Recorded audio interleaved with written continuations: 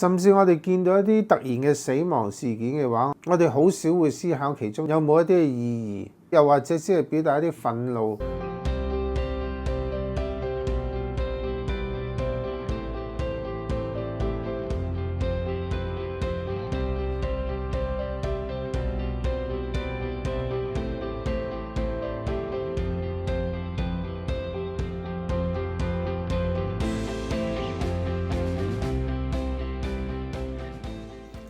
Hello， 大家好，歡迎大家翻到嚟胡思亂想發活人生。我知道中國人對死亡呢個詞語咧都係比較忌諱嘅，所以一般嚟講都好少嚟到談論。甚至我哋見到一啲突然嘅死亡事件嘅話，我哋好少會思考其中有冇一啲嘅意義，又或者只係表達一啲憤怒。點解咁講呢？就譬如11月大埔嗰個宏福苑嘅火災嘅事件。好多人因為一場突如其來嘅火災而失去生命。當然我哋會對一啲因為人為引起呢個災難嘅情況，我哋會感覺到憤怒啦。而對一啲無辜者失去咗生命或者失去咗親人嚟講，嗰種哀傷自然係人之常情。但係點解我今日去講呢個課題，係源於我啱啱睇完一本書，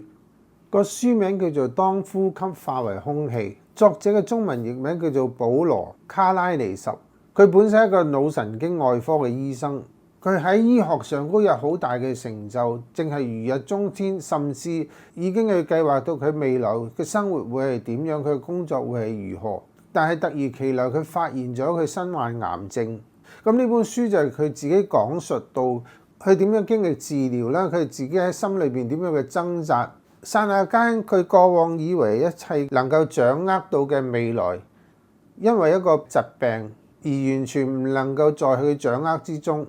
縱使佢自己係一個醫生，但係對佢自己身患嘅疾病，佢自己都唔能夠去掌控任何嘅事情。喺第一次病發嘅時候，書裏邊都記載咗佢個治療嘅過程，點樣去掙扎，點去面對自己身體嘅軟弱。咁經過咗20幾個月嘅治療過程裏邊，雖然叫做初步嘅康復穩定咗落嚟，於是佢再一次投入佢嘅工作，似乎好有曙光，佢未來可以點樣？甚至有機構可以提出到讓佢嚟到去主持一個研究室，一切睇起上嚟都好似好美滿咁。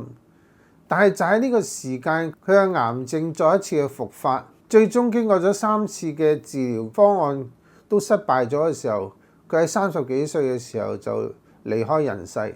不過佢記錄咗整本書裏邊，佢並冇好多嘅埋怨，反而藉住佢呢個記錄，佢求問嘅再唔係一次佢喺人生上高事業啊、工作上高點樣嘅成就，反而係尋求人生嘅價值喺邊一度。最重要反而係佢同佢太太嘅關係啦，佢對初生嘅女兒嘅愛啦等等。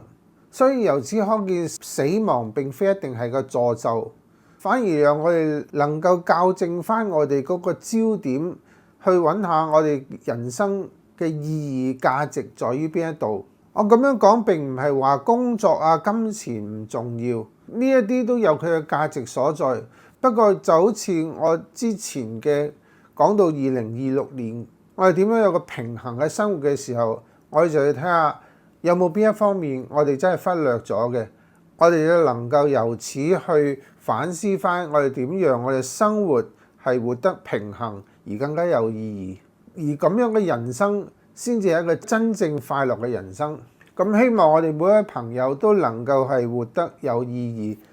獲得真正嘅開心快活。今集我就講到呢一度。